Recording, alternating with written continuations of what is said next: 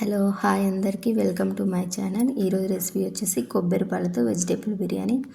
ఇక్కడ మనం 1.5 కప్పు బాస్మతి రైస్ని ఒక 20 మినిట్స్ అయితే ముందుగా నానబెట్టుకొని, సో తర్వాత వచ్చేసి మనకి కావాల్సిన వెజిటేబుల్స్ అన్నీ మనం కట్ చేసుకొని అన్నీ మంచి షేప్లో కట్ చేసుకొని పెట్టుకోవాలి. తర్వాత కొబ్బరిని చిన్న చిన్న ముక్కలుగా కోసుకొని అందులో నుంచి వస్తున్న కొబ్బరి పాలను మనం బిర్యానీలోకి అయితే యూజ్ చేసుకోవచ్చు. సో ఇలా చూపిస్తున్నాను కదా, ఇలా కొబ్బరి పాలను అనేది తయారు చేసుకోవచ్చు. ఇక్కడ మనం క్లాత్తో అయినా కొబ్బరి పాలను అనేది తీసుకోవచ్చు. ఇక్కడ చూపిస్తున్నాను కదా, ఇవే కొబ్బరి పాలు. తర్వాత వచ్చేసి ఒక కుక్కర్ పెట్టుకొని 1 టేబుల్ స్పూన్ గీని అయితే యాడ్ చేసుకుంటున్నాను. అండ్ ఆయిల్ కూడా యాడ్ చేసుకోవచ్చు. తర్వాత వచ్చేసి బిర్యానీకి కావాల్సిన ఇంగ్రీడియంట్స్ అన్నీ యాడ్ చేసుకొని అవి వేగిన తర్వాత మనము కావాల్సిన వెజిటేబుల్స్ అన్నీ వేసి ఒక 5 మినిట్స్ టు 10 మినిట్స్ కొంచెం పచ్చి వాసన పోయేంత వరకు మనం సిమ్లో అయితే పెట్టుకొని కలుపుతూ ఉండాలి.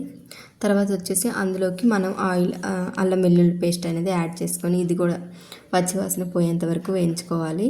వేయించుకున్న తర్వాత మనకు కావాల్సిన బిర్యానీ మసాలాస్ ఉంటాయి కదా, అవి ఒకటి మనం యాడ్ చేసుకోవచ్చు. మనకు కావాల్సిన మసాలాస్ ఇక్కడ కొంచెం సాల్ట్ అనేది యాడ్ చేశాను. మనకి కావాల్సినంత తగినంత సాల్ట్ అయితే యాడ్ చేసుకోవచ్చు.